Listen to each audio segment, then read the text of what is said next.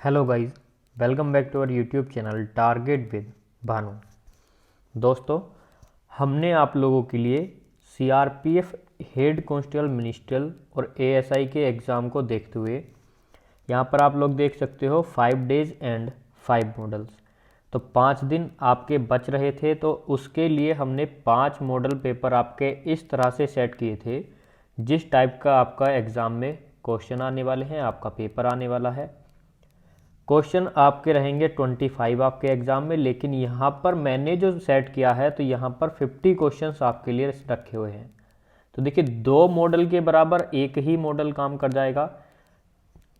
Speed के साथ हम लोग इसको कवर कर लेते हैं तो कम समय में हमारे ज़्यादा क्वेश्चन हो जाते हैं। तो ऐसे ही बेहतरीन तैयारी के लिए आप हमारे चैनल को सब्सक्राइब कर लीजिए और बेल आइकन को भी प्रेस कर लीजिए, जिससे क्लास का नोटिफिकेशन आपके पास पहुंचता रहे। और आज का ये हमारा तीसरा दिन है, डे 3, यानी कि तीसरा मॉडल है। और टोटल 5 मॉडल आपको कराने हैं। यहाँ पर 5 नहीं, तीसरा है आज का दिन, तो तीसरा मॉडल आपको कराऊंगा। देखिए, आज हमारा 4th मॉडल हो जाता, लेकिन मैंने आपको रचनाएं करा दी हैं कल आपको रचनाएं कराई हैं। और सेकंड पार्ट यानी कि एक पार्ट उसका हो चुका है, और सारी की सारी रचनाएं मैंने आपको स्टोरी बेस्ड रचनाएं कराई हैं। जिस भी रचना जो कवि है, जिसकी जो रचना है, उसकी सारी रचनाएं उस कवि के नाम के अगर लिख करके और उसको इस तरह से सेट किया है जैसे कोई स्टोरी बन जाती है। तो वो मैंने आपको क्लास में ही याद करा दी। सेकंड पार्ट भी आपका आने वाला है, सेकंड पार्ट भी मैं आपको करा दूंगा। 2 मॉडल बच रहे हैं आपके, ये 2 मॉडल भी करा दूंगा। और देखिए दोस्तों, यहाँ पर आप लोगों ने मैथ के लिए बोला था कि मैथ का मिक्सचर एंड एलिगेशन वाला चैप्टर, तो निश्चिंत रहिए, वो भी मैं आपका एग्ज़ाम से पहले करा दूंगा। इस वीडियो को शेयर कर देना, जिससे सभी दोस्तों को पता चल सके जो भी सीआरपीएफ का एग्ज़ाम देने जा रहे हैं कि यहाँ पर देखिए जो मैंने मॉडल कराए हैं, यहाँ से भी आपका क्वेश्चन आपके एग्ज़ाम में फंस सकता है। तो बहुत इम्पोर्टेंट है। लास्ट और सबसे इम्पोर्टेंट चीज़ है वो क्या है, तो मैं यहाँ पर बता देता हूँ आपको। जिस किसी भी हमारे स्टूडेंट का या जो बाकी के स्टूडेंट हैं जो भी इस वीडियो को देख रहे हैं, जिस भी शिफ्ट में उनका एग्ज़ाम होता है, टेलीग्राम को ज्वाइन कर लीजिए, लिंक आपको डिस्क्रिप्शन में दी हुई है। तो वहाँ से जितने क्वेश्चन आपको याद हो सकते हैं याद करके ले आना है और बता देना है, जिससे कि बाकी स्टूडेंट्स को भी हेल्प मिले कि किस किस पोर्शन से कितने कितने क्वेश्चन पूछे जा रहे हैं। तो आप लोग एग्ज़ाम देने के बाद या एग्ज़ाम देते समय अपने एडमिट कार्ड के पीछे भी क्वेश्चन को लिख सकते हो ध्यान से, अगर आपको टाइम बच जाता है तो, या आपको 2-4 क्वेश्चन तो अवश्य ध्यान रह जाएंगे। तो 1000 के समथिंग आप लोग देखते हो, अगर 1000 बच्चों में से एक एक क्वेश्चन भी आप लोग याद करके आओगे और टेलीग्राम पर बता दोगे, तो देखिए 100 क्वेश्चन, सिर्फ 100 क्वेश्चन आने हैं। और आप लोग अगर एक एक भी याद करते हो तो वो भी बहुत, मतलब सब सारे के सारे क्वेश्चन हमको मिल जाएंगे। तो जितना हो सके मैथ के क्वेश्चन लिख लेना। हिंदी के तो आपको याद ही रह जाएंगे कि हिंदी कहाँ कहाँ से पूछी गई है। और बाकी के जो भी आपको देखिए पता नहीं चल रहा है कि ये जो न्यूमेरिकल एप्टीट्यूड दे रखा है, सॉरी जनरल एप्टीट्यूड क्या है, तो जिस किसी भी हमारे स्टूडेंट का फर्स्ट शिफ्ट में एग्ज़ाम है वो बता देना कि जनरल एप्टीट्यूड में क्या आया, जिससे कि बाकी हमारे जो फ्रेंड्स हैं, जो आपके दोस्त हैं, स्टूडेंट्स हैं, सभी को हेल्प मिल जाए। बाकी जो भी एग्ज़ाम का रिव्यू रहेगा वो मैं आपके साथ शेयर कर दूंगा। तो आपसे कोई भी देखिए, जो भी आपका शिफ्ट का एनालिसिस होगा वो भी आपको मिलेगा, रिव्यू भी आपको मिलेगा किस टाइप का पेपर है। तो सारी जानकारियों के लिए चैनल को सब्सक्राइब करके रख लीजिए और बेल आइकन को भी प्रेस कर लीजिए, आपके पास नोटिफिकेशन पहुंच जाएगा। टेलीग्राम को भी ज्वाइन कर लीजिए और क्वेश्चन हमारे साथ ज़रूर शेयर करने हैं, जिससे कि सभी की हेल्प हो सके। आज के पहले क्वेश्चन से स्टार्ट करते हैं। और आज का हमारा पहला क्वेश्चन है, भाषा का निर्माण इनके संयोग से होता है। तो इन 4 में से किनके संयोग से भाषा का निर्माण होता है? शब्दों के संयोग से, विचार के संयोग से, वाक्य के संयोग से, या ध्वनि चिन्हों के संयोग से। तो ये 4 ऑप्शंस आपको दिए गए हैं। तो कुछ बच्चों के दिमाग में होगा शब्द के संयोग से, कुछ के दिमाग में विचार के, लेकिन मैं आपको बता दूं सही उत्तर होने वाला है ऑप्शन नंबर डी। भाषा का निर्माण किन के संयोग से होता है? तो भाषा का निर्माण ध्वनि चिन्ह के संयोग से होता है। 50 क्वेश्चन है, आपके आउट ऑफ 50 कितने मार्क्स आते हैं वो भी कमेंट सेक्शन में बताना है। क्लास आपको कैसी लगी वो भी कमेंट सेक्शन में बताना है। अगर क्लास अच्छी लगती है तो सबसे इम्पोर्टेंट चीज़ है कि लाइक करके और शेयर ज़रूर कर देना और चैनल को भी सब्सक्राइब कर लेना।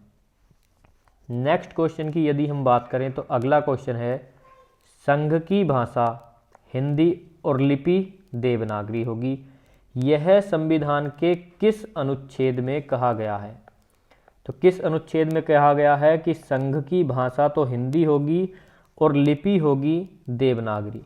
तो देखिए, मैंने आपको ये पहले भी बता चुका हूँ, जो हमारा पहला मॉडल था उसमें ये क्वेश्चन आया था कि किस भाग में संघ की राजभाषा है, यानी कि राजभाषा हिंदी कहा गया है किस भाग में संविधान के। दूसरे मॉडल में आया है कि किस कहाँ, मतलब जो था कि कब अपनाया गया उसको राजभाषा, सन दिया था, डेट दी थी। तीसरा है कि किस अनुच्छेद में, और मैं आपको पहले ही बता चुका हूँ कि किस अनुच्छेद में है।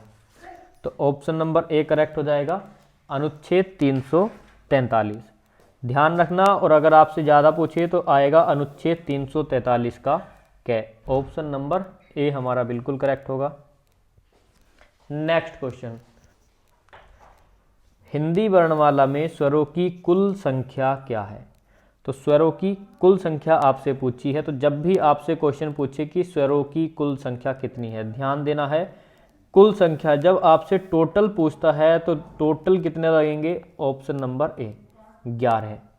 ठीक, कोई भी कंफ्यूजन नहीं होना चाहिए। अगर आपको वर्णमाला पढ़नी है तो एक बार प्लेलिस्ट चेक कर लेना, वर्णमाला आपको मिल जाएगी हिंदी टॉपिक वाइज। मैंने एक प्लेलिस्ट बनाई हुई है हिंदी टॉपिक वाइज, वहाँ पर आपको वर्णमाला पढ़ाई थी। अगर आप एग्ज़ाम से पहले पढ़ जाते हो उसको, तो मैंने उसमें 3 ट्रिक्स आपको बताई हैं और बहुत सारे बच्चों ने वो देखी भी है और पसंद भी की है। आप लोग देख लेते हो तो शायद ही आपसे कोई क्वेश्चन बचे, अन्यथा आपसे एक भी क्वेश्चन आपके एग्ज़ाम से बच के नहीं जा सकता। ज़्यादा से ज़्यादा 1.5 घंटे की होगी, आप देख लेना, किसी भी टाइम देख लेना, लेकिन एक बार देख जरूर लेना। नेक्स्ट क्वेश्चन है, साकार में उपसर्ग। उपसर्ग और प्रत्यय भी मैंने आपको बहुत सारे कराए हैं। जब फॉरेस्ट गार्ड का एग्ज़ाम था तो वहाँ पर मैंने उपसर्ग प्रत्यय काफ़ी सारी वोकेबुलरी कराई थी, और जब बच्चों एग्ज़ाम दे करके आए थे और उन्होंने बताया भी था कि सर ये आया था, ये आया था, क्लास से ये आया था। और अभी भी देखना, CRPF के लिए मैं आपको दिखाऊंगा कि कितना कितना हमारे पढ़ाए हुए में से आया है। बस आप एक बार एग्ज़ाम देख के एग्ज़ाम में जो क्वेश्चन आते हैं वो टेलीग्राम पर शेयर करते रहना। हो सकता है अगर आप ज़्यादा शेयर करते हो तो पूरे ही एग्ज़ाम का एनालिसिस हो जाए, जिससे आपको पता चल सके कि आप कितना सही करके आए हो, कितने आपके नंबर बन जाएंगे। साकार में उपसर्ग बताना है, तो साकार में उपसर्ग सा होगा या से होगा? देखिए, साक नहीं होगा, सीधी सीधी बात है, ना ही आर होगा। 2 ऑप्शन बचते हैं, सा और से। तो यहाँ पर सही उत्तर क्या होगा? तो ऑप्शन नंबर बी। तो ऑप्शन नंबर बी कैसे? से प्लस के आकार। से प्लस के आकार क्या हो जाएगा? इसका सही आंसर हो जाएगा। और कुछ स्टूडेंट ने सा प्लस के कार भी क्या होगा? तो देखिए, मानने को सही ये भी है क्योंकि कार मूल शब्द निकल गया, लेकिन इस शब्द की साकार की बात करें तो इसमें जो उपसर्ग निकलता है, जैसे अगर हम विलोम शब्द की बात कर लें, विलोम शब्द की अगर हम बात करें तो इति का क्या होता है? अथ होता है सीधे सीधे। तो उसी तरह से कुछ एग्जैक्ट चीज़ होती हैं तो साकार में से ही उपसर्ग निकलेगा। अगर दोनों ऑप्शन आपको मिलते हैं, क्वेश्चन रखने का यही मेन मोटिव है कि आपको लगता है कि दोनों ही सही हैं तो क्या होगा। अगर आपको दोनों मिलते हैं तब भी से लगाना है। अगर आपको से एग्जाम में नहीं दिया था तब आपके आगे क्या होगा? एक ही ऑप्शन होगा सा, तब आपको सा लगाना है। तो मैंने आपको दोनों चीज़ें समझा दी हैं, किस कंडीशन में क्या आपको आंसर करना है। नेक्स्ट क्वेश्चन आता है, सदा एक वचन में प्रयुक्त होने वाला शब्द। तो जो सदा एक वचन में प्रयुक्त हो वो वाला शब्द आपको बताना है। तो हस्ताक्षर। तो हस्ताक्षर क्या है? हस्ताक्षर सदा बहुवचन में प्रयोग किए जाने वाला। जैसे आप बोलते हो कि आप कुछ भी बोल लीजिए, प्रधानाचार्य जी ने हस्ताक्षर कर दिए, तो हमेशा दिए, मैंने हस्ताक्षर किए। तो आप किसी भी कंडीशन में ले लो, आप हमेशा हस्ताक्षर को किस सिचुएशन में लोगे? बहुवचन की। ठीक। और ये क्वेश्चन आपसे पूछा भी जाता है कि हमेशा एकवचन, हमेशा बहुवचन, इस तरह से। पुस्तक, पुस्तक क्या है, क्या ये सदा हमेशा एक वचन में ही प्रयुक्त होता है? सोना और सहायता। तो यहाँ पर आपका सही उत्तर क्या हो जाएगा? तो देखिए ऑप्शन नंबर डी, सहायता। सहायता क्या हो जाएगा? सदा एक वचन में ही प्रयुक्त होगा, ये कभी भी बहुवचन में प्रयुक्त नहीं हो सकता। नेक्स्ट क्वेश्चन, नेक्स्ट आ जाता है लड़का दौड़ता है। तो वाक्य में लड़का किस संज्ञा का उदाहरण है? तो लड़का जातिवाचक संज्ञा है, भाववाचक संज्ञा है, या जातिवाचक और भाववाचक दोनों है, या व्यक्तिवाचक? तो देखिए जहाँ पर हमको लगता है कि किसी एक प्रॉपर चीज़ की बात की जा रही है, जैसे गरीब की अगर हम बात करें तो ये एक पूरी जाति को दर्शाएगा। जैसे हम लड़के की बात करें तो जितने भी लड़के होंगे उन सब लड़कों की जाति को दर्शा रहा है, तो ऑप्शन नंबर ए। भाव की बात करें तो जैसे भाव कैसा होता है? मिठास, किसी चीज़ की मिठास हो गई, मित्रता हो गई, प्यार हो गया, तो ये क्या है? सब भाववाचक संज्ञाएं हैं। व्यक्तिवाचक, अगर लड़का बोले तो जातिवाचक हो जाएगा, और राम बोल दें तो क्या हो जाएगा? व्यक्तिवाचक संज्ञा हो जाएगी, यानी किसी का नाम क्या होता है? व्यक्तिवाचक संज्ञा होती है। नेक्स्ट क्वेश्चन आता है हमारा उसने पढ़ा था। तो इस वाक्य में काल आपको बताना है कि उसने पढ़ा था, तो इसमें कौन सा काल होगा? तो आप लोग सीधे सीधे बता सकते हो कि ये तो पढ़ा था भूतकाल की बात हो गई। ऑप्शन नंबर ए हमारा सभी का करेक्ट हो जाएगा। नेक्स्ट क्वेश्चन आता है पवन में कौन सी संधि है? तो सबसे पहले क्या करना होगा हमको? संधि विच्छेद। तो पवन का संधि विच्छेद क्या होता है? प प्लस के अन। तो प प्लस के अन क्या हो जाएगा? अयादि संधि, पवन। ठीक। नेक्स्ट क्वेश्चन, नेक्स्ट क्वेश्चन आता है निरोग। निरोग में कौन सी संधि होगी? तो अगर हम निरोग की बात करें तो निरोग में कौन सी संधि होगी? तो सबसे पहले संधि विच्छेद। तो यहाँ पर निहि प्लस के रोग। तो निहि प्लस के रोग हो जाएगा, तो कौन सी संधि होगी? जैसे ही हमने विसर्ग देखा, विसर्ग संधि। ऑप्शन नंबर ए हमारा करेक्ट हो जाएगा। ई का ये, ऊ का व्यय, यण संधि होती है, अयादि, गुण, ये सब आपको पता ही होगा। नेक्स्ट क्वेश्चन है निर्मोह। निर्मोह का सही संधि रूप क्या होगा? तो निर्मोह का निर प्लस के मोह हो जाएगा, गलत। समझाया था कि किस तरह से रह नहीं हो सकता, किस तरह से हो सकता है। नी प्लस मोह, ये भी नहीं हो सकता। निहि प्लस मोह होगा, या निहि प्लस के मोह होगा। तो हमारा विसर्ग वाला करेक्ट हो जाएगा, और यहाँ पर कौन सी संधि हो जाएगी? हमारी विसर्ग संधि। तो ऑप्शन नंबर डी करेक्ट है, निहि प्लस के मोह, और हमारा संधि हो जाएगी विसर्ग संधि। नेक्स्ट क्वेश्चन है धर्माधर्म। तो धर्माधर्म में कौन सा समास है? तो जब हम इसका देखिए, इसका हम खंडन करेंगे, टुकड़े करेंगे धर्माधर्म के, तो क्या होगा? तो यहाँ पर आ जाएगा धर्म प्लस के अधर्म।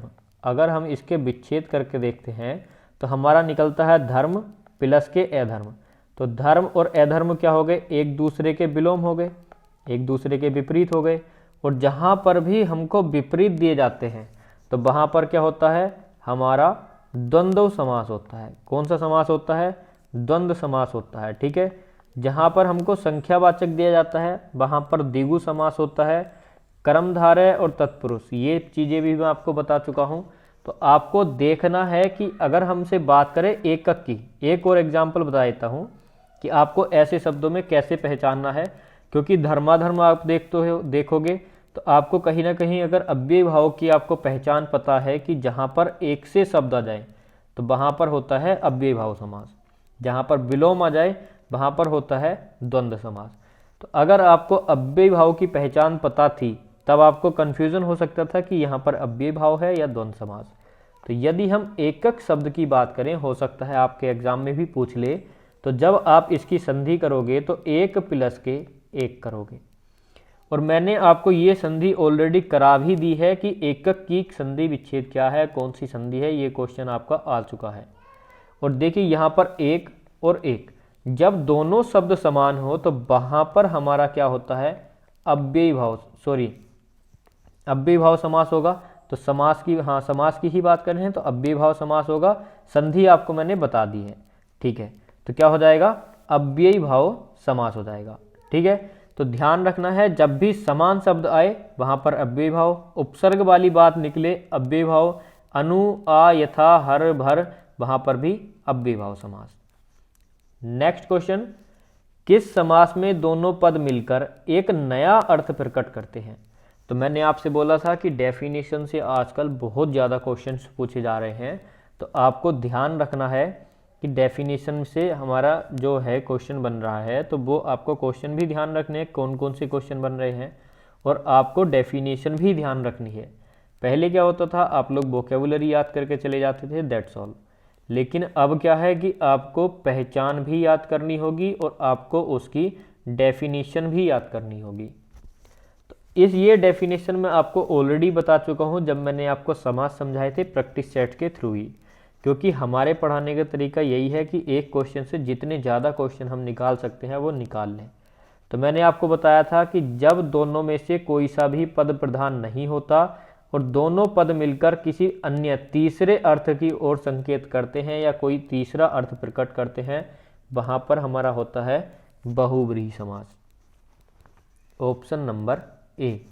तो जितने बच्चे स्टार्टिंग से जुड़े हुए हैं उनकी हिंदी अपने आप में एक अच्छे लेवल की हो चुकी होगी, और वो कमेंट सेक्शन में कमेंट करके बताना कि जो स्टार्टिंग से जुड़े हुए हैं क्या आपको कोई हेल्प मिली, क्या आपको लगता है कि हाँ इन प्रैक्टिस सेट से आपको कोई बेनिफिट है, तो प्लीज़ कमेंट सेक्शन में बता दीजिएगा, जिससे बाकी के बच्चों को भी पता चल सके कि हाँ वाकई में दम है।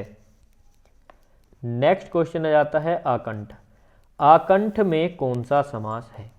तो अगर आकंठ की हम बात करें तो देखिए क्या हो जाएगा, आ प्लस के कंठ, यहाँ से आ उपसर्ग निकल जाता है आपका, और मैंने आपको बताया था कि जहाँ पर भी अनु आ प्रति हर भर इस तरह के शब्द निकल जाए वहाँ पर क्या हो जाता है, अव्ययी भाव समास हो जाता है। ऑप्शन नंबर ए ही हमारा क्या हो जाएगा प्यारे दोस्तों, ऑप्शन ए ही करेक्ट हो जाएगा। नेक्स्ट क्वेश्चन पर चलते हैं और अगला क्वेश्चन आता है स्वर्गवासी। स्वर्गवासी में कौन सा समास होगा? तो क्या बहुव्रीहि हो सकता है, कोई अन्य तीसरा अर्थ निकल रहा है? तो आप बोलोगे नहीं। क्या कर्मधारय निकल रहा है? तो आप बोलोगे नहीं, यानी कि स्वर्ग के समान। तो ऐसा तो स्वर्ग के समान तो स्वर्ग का वासी नहीं होता, स्वर्ग में वास करने वाला स्वर्गवासी। तो क्या हो जाएगा, तत्पुरुष समास। Option number C. Next question आता है कि किस शब्द में बहुव्रीहि समास है? तो अगर हम देखें शशिधर, तो शशि क्या होता है, शशि होता है चंद्रमा, और चंद्रमा को किसने धारण किया हुआ है, शिव भगवान ने। तो चंद्रमा को धारण करने वाले शिव भगवान तीसरे अर्थ की ओर संकेत करता है, तो शशिधर किसका पर्यायवाची है, शिव शंकर जी का, ठीक है। तो पर्यायवाची शब्द में क्या होता है, बहुव्रीहि समास होता है।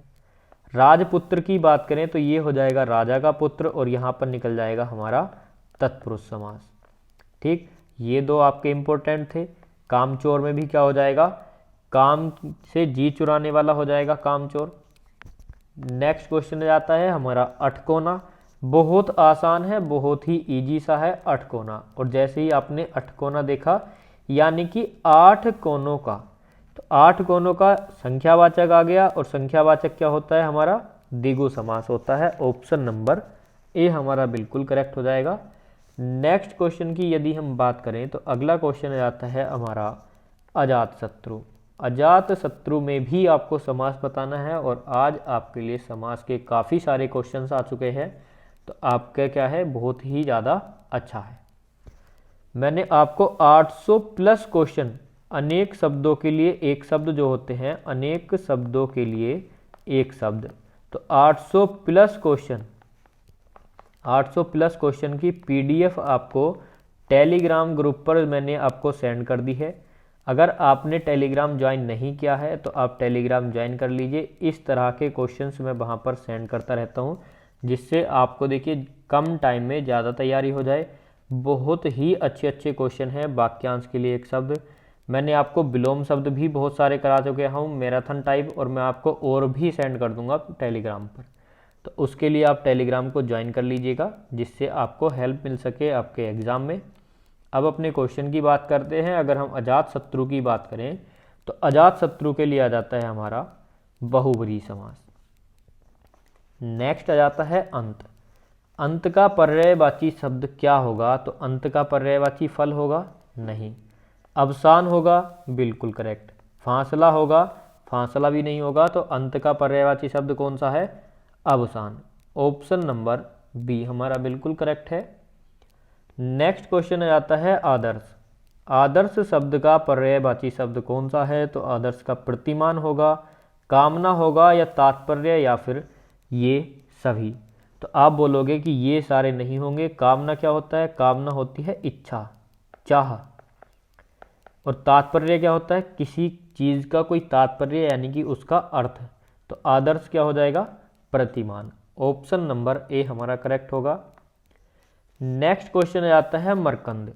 मरकंद किसका पर्यायवाची शब्द है? तो अगर हम मरकंद की बात करें तो ये शहद का भी पर्यायवाची शब्द होता है। और यहाँ पर कमल का पर्यायवाची हो जाएगा कंगाल नहीं होगा, बारी नहीं होगा, और कल्प बैखाद्य नहीं होगा। ऑप्शन नंबर ए हमारा बिल्कुल करेक्ट हो जाएगा। नेक्स्ट अगर हम बात करें केस। केस का पर्यायवाची शब्द है। अब जिन बच्चों को पता है कि केस क्या होते हैं वो तो आराम से लगा देंगे, और मैं बता दूं केस होते हैं बाल, बोले तो हेयर। तो हेयर के पर्यायवाची शब्द आपको बताने हैं। तो क्या हेयर यानी केस का पर्यायवाची कच होता है, कुंतल होता है, पसम होता है, या सारे होते हैं? तो देखिए दो तो आपको 100% पता होगा, एक तो कुंतल और एक कच।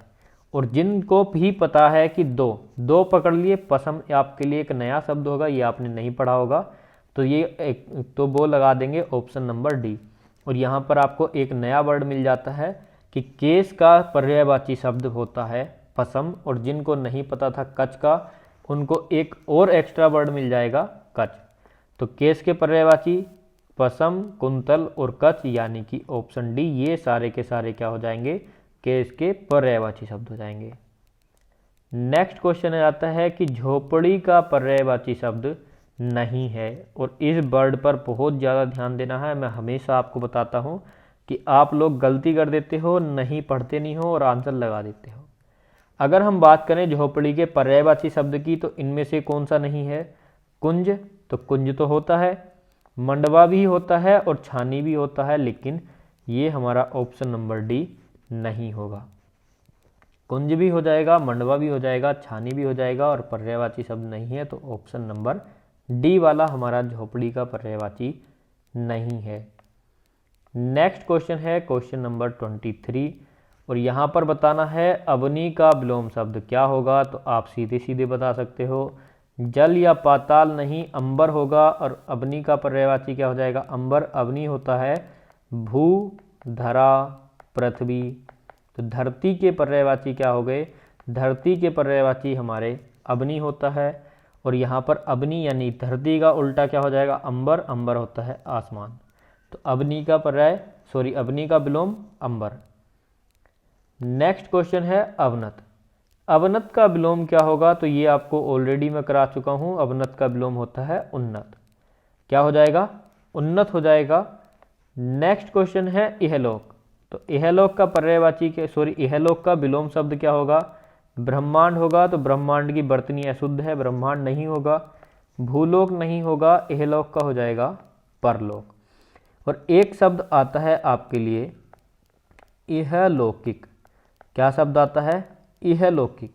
तो इसका सही विलोम शब्द क्या होगा? इहलौकिक का होता है परलौकिक। तो इहलौकिक का सही विलोम हो जाएगा परलौकिक, और इहलोक का सही विलोम हो जाएगा परलोक। नेक्स्ट क्वेश्चन है कानन। कानन का विलोम शब्द क्या हो जाएगा? तो सबसे पहले आपको पता होना चाहिए कानन क्या है। कानन का अर्थ क्या है? तो अगर हम बात करें तो कानन किसका पर्यायवाची शब्द है? तो कानन है जंगल का। जंगल बोल लीजिए, वन बोल लीजिए, विपिन बोल लीजिए, विपिन बोल लीजिए। तो इस तरह से ये किसके हो गए? कानन के पर्यायवाची हो जाएंगे। तो कानन क्या हो गया? जंगल हो गया, वन हो गया, और इसका उल्टा क्या हो जाएगा? वन होगा। तो ये तो इसका पर्यायवाची शब्द हो गया। भीड़ नहीं होगा और सुनसान भी नहीं होगा। सुनसान का सही विलोम शब्द हो जाएगा भीड़, और कानन का सही विलोम शब्द हो जाएगा शहर। Option number A. Next question है गौण। तो गौण का आपको विलोम बताना है। गौण किसका विलोम है? तो लघु, लघु का तो दीर्घ होता है। विद्वान, तो विद्वान का मूर्ख हो जाएगा। तो एक बचता है हमारा ऑप्शन नंबर डी, प्रमुख। तो गौण का सही विलोम शब्द क्या हो जाएगा? प्रमुख हो जाएगा, option number D. Next question आ जाता है झीना। झीना क्या होता है? तो झीना होता है, देखिए, बारीक चीज, कोई बहुत पतली सी चीज। अब हमको इसका विलोम शब्द बताना है। झीना होता है, जैसे आप बोलते हो कि जैसे एक कपड़ा है, बहुत दूर दूर उसमें, जैसे आप मान लीजिए दुपट्टा, या आप मान लीजिए दुपट्टा, मान लीजिए वैसा जो होता है जिसमें आर पार देख सकते हैं, बहुत छीदा। तो छीने का सही विलोम शब्द हो जाएगा गाढ़ा। पतला नहीं होगा, बारीक नहीं होगा और ना ही मोटा होगा। तो झीने का सही विलोम हो जाएगा गाढ़ा हो जाएगा, ऑप्शन नंबर ए हमारा बिल्कुल करेक्ट है। नेक्स्ट क्वेश्चन पर चलते हैं, और नेक्स्ट क्वेश्चन की यदि हम बात करें तो हमको दिया है स्थिर का विलोम शब्द क्या होगा।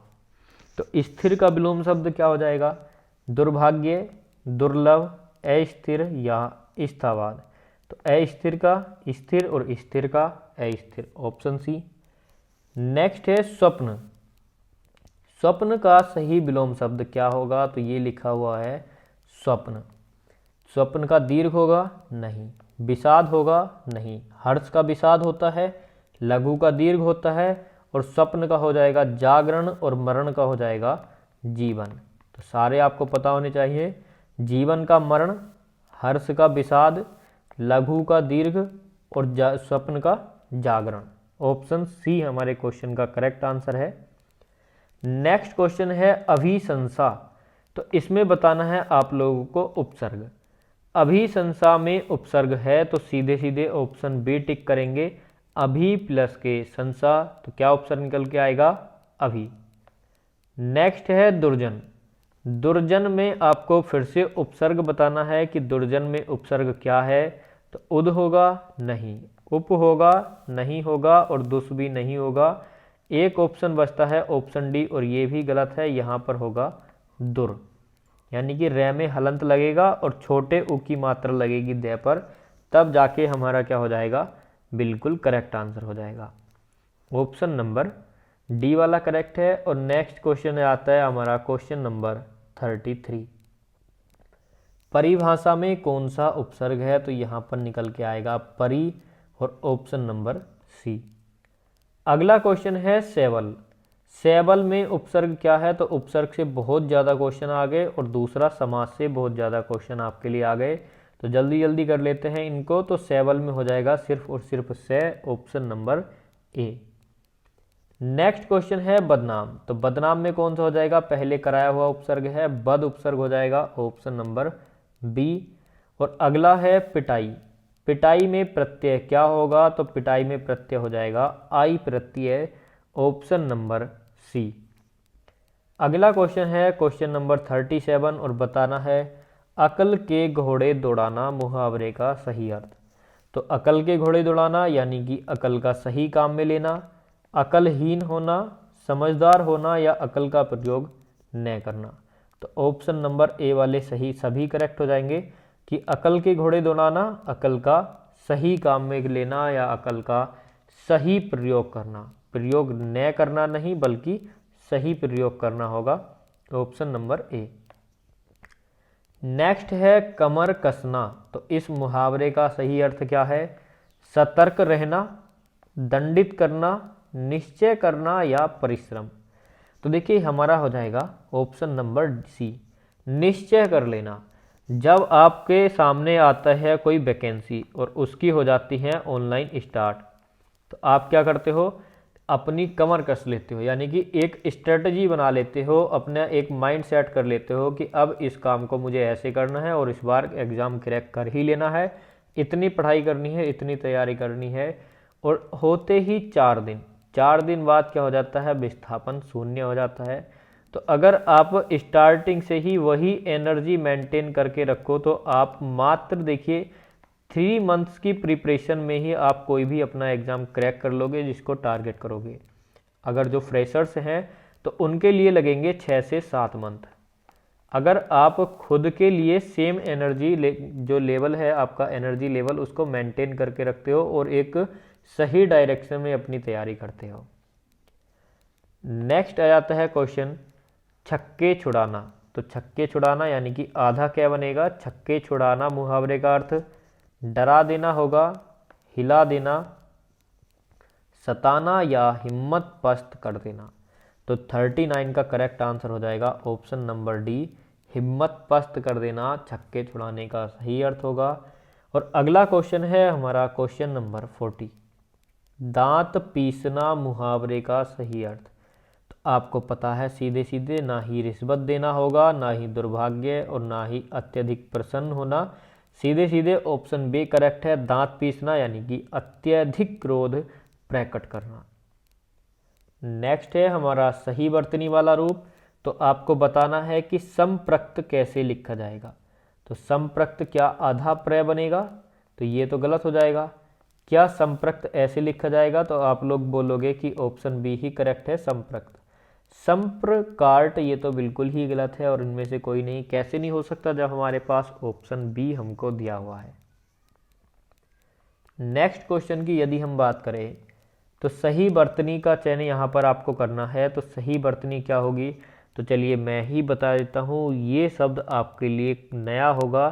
तो यहाँ पर आपको दिखा होगा जाज्वल्यमान। तो किस ऑप्शन में जाज्वल्यमान दिया गया है आपको, तो ऑप्शन नंबर डी वाला क्या हो जाएगा हमारा बिल्कुल करेक्ट हो जाएगा। नेक्स्ट क्वेश्चन है सही वर्तनी। तो आपको बताना है अंतरराष्ट्रीय। तो अंतरराष्ट्रीय कौन सा सही है, तो ऑप्शन नंबर सी वाला, और ये सभी बच्चों का क्या होगा करेक्ट होगा। बहुत आसान सा क्वेश्चन था। आपको बताना है प्राकथन। तो प्राकथन कैसे लिखा जाता है, तो ऑप्शन बी वाला प्राकथन हमारा बिल्कुल करेक्ट है। नेक्स्ट क्वेश्चन फिर से आपसे वर्तनी शुद्धि का है। तो सही वर्तनी आपको बतानी है। तो आप लोगों को बताना है प्रत्यावर्तन। तो ऑप्शन नंबर ए वाला क्या हो जाएगा बिल्कुल करेक्ट हो जाएगा।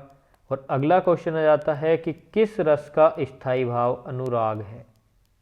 आपको बताना है कि किस रस का स्थायी भाव अनुराग होगा, वात्सल्य रस का होगा, शांत का होगा, भयानक का होगा या भक्ति रस का। तो ऑप्शन नंबर डी वाले क्या हो जाएंगे बिल्कुल करेक्ट हो जाएंगे, भक्ति रस। नेक्स्ट आ जाता है किस छंद का प्रथम व अंतिम अक्षर समान होता है। तो छंद मैंने आपको ऑलरेडी पढ़ा दिए हैं और यही चीज़ मैंने आपको बताई थी जब मैंने आपको छंद पढ़ाए थे। तो डेफिनेशन भी सारी की सारी बताई थी, सबसे लास्ट में आपको सारी पहचान बताई थी। आपको ये भी बताया हुआ है कि देखिए कौन सा वर्णिक है कौन सा मात्रिक है, सबको अलग अलग करके बताया है। क्वेश्चन आपसे पूछता है सममात्रिक, मात्रिक, विषम मात्रिक, तो ये भी मैंने आपको अलग अलग करके दिखाए थे कौन सा किधर रखा जाएगा। और मैंने लास्ट में आपको डेफिनेशन बताई और सबसे अंत में आपको एक प्रैक्टिस सेट लगवाया था जो क्वेश्चन इंपॉर्टेंट होते हैं आपके लिए। तो मैंने जब आपको कुंडलियाँ पढ़ाया था तो तब वहाँ पर बताया था कि 6 चरण होते हैं, चरण भी आपको बताए थे और सारी चीज़ें बताई थी कि स्टार्टिंग के 2 क्या होते हैं, लास्ट के 4 क्या होते हैं। अगर आपने क्लास नहीं देखी है तो जाकर के क्लास देख लीजिए। और मैंने वहाँ पर आपको ये भी बताया था कि प्रथम व अंतिम चरण क्या होते हैं, समान होते हैं। और मैंने आपको वहाँ ये भी बताया था कि किस किस तरह से समान होते हैं। मैंने आपको चौपाई भी पढ़ाया, मैंने आपको चौपाई भी पढ़ाया, मैंने आपको दोहा पढ़ाया, उसके साथ साथ दो ही भी पढ़ाया जिससे कि आपको कन्फ्यूज़न ना हो। सोरठा भी पढ़ाया है और मालिनी भी पढ़ाया है, सारे के सारे पढ़ा चुका हूँ, जा कर के देख लो। नेक्स्ट क्वेश्चन है चंद्रकांता किस लेखक की कृति है। तो कुछ कृतियाँ मैं आपको करा चुका हूँ रचनाएं, कुछ सेकंड पार्ट में करा देंगे। तो बताना है कि चंद्रकांता किस लेखक की रचना है, बालकृष्ण भट्ट, प्रताप नारायण मिश्र, देवकी नंदन खत्री या श्रीदाराम। तो ये क्या हो जाएगा श्रीदाराम, देवकी नंदन खत्री या प्रताप नारायण मिश्र या फिर बालकृष्ण भट्ट। तो ऑप्शन नंबर सी क्या होगा हमारा बिल्कुल करेक्ट होगा। चंद्रकांता की बात करें तो चंद्रकांता हो जाता है देवकी नंदन खत्री। नेक्स्ट आ जाता है रूस में कितनी भाषाएं बोली जाती हैं। तो ये आपके लिए इम्पोर्टेंट क्वेश्चन नहीं है। अगर आप चाहते हो कि बताऊं तो देखिए 66 हो जाएगा, लेकिन इस पर ध्यान मत दीजिए। लास्ट क्वेश्चन है क्वेश्चन नंबर 50 और बताना है कर्म भूमि के रचनाकार कौन है। तो देखिए ये है जैनेन्द्र, जैनेन्द्र लिखा हुआ है लेकिन गलत लिखा हुआ है, तो बताना है जैनेन्द्र, प्रेमचंद्र, याजेंद्र यादव या कमलेश्वर। तो सभी को पता होगा कर्म भूमि के रचनाकार हैं मुंशी प्रेमचंद। आपके 50 क्वेश्चन हो जाते हैं यहाँ पर कवर, और आज हमने अपने 50 क्वेश्चन कवर कर लिए हैं। आपको बताना है आउट ऑफ 50 आपका कितना स्कोर था। अगर क्लास अच्छी लगी है तो प्लीज़ यार दोस्तों लाइक कर देना, क्लास को शेयर भी कर देना, जिससे ज़्यादा स्टूडेंट्स के पास पता चल सके कि हमारे जो क्वेश्चंस हैं कितने प्यारे प्यारे क्वेश्चन चल रहे हैं और सीआरपीएफ को टारगेट करते हुए ही है। हालांकि आप CISF, BSF, ITBP, BDO, UP constable या जिस भी एग्ज़ाम में हिंदी आती है सभी के लिए क्लास को अटेंड कर सकते हैं। और यहाँ पर देखिए लिखा हुआ है don't forget to subscribe target with Bhanu. तो हमारा यूट्यूब चैनल आपका अपना एक परिवार, हम सबका एक परिवार है, टारगेट विद भानु नाम से हमारा चैनल। तो इसको आप लोगों को ही आगे बढ़ाना होगा, तो प्लीज़ फटाफट से सब्सक्राइब कर लो अपनी आगे की तैयारी के लिए। और सबसे ज़रूरी चीज़ है कि आप सभी को बेस्ट ऑफ लक है आपके एग्ज़ाम के लिए, और आपको बताने हैं टेलीग्राम ग्रुप में अपने क्वेश्चंस, जो भी क्वेश्चन आते हैं, और बाकी एग्ज़ाम का रिव्यू मैं आपको देता ही रहूँगा, वो मैं आपको बता चुका हूँ। टेलीग्राम की लिंक आपको डिस्क्रिप्शन में मिल जाएगी, वहाँ से आप ज्वाइन कर लेना, ठीक है।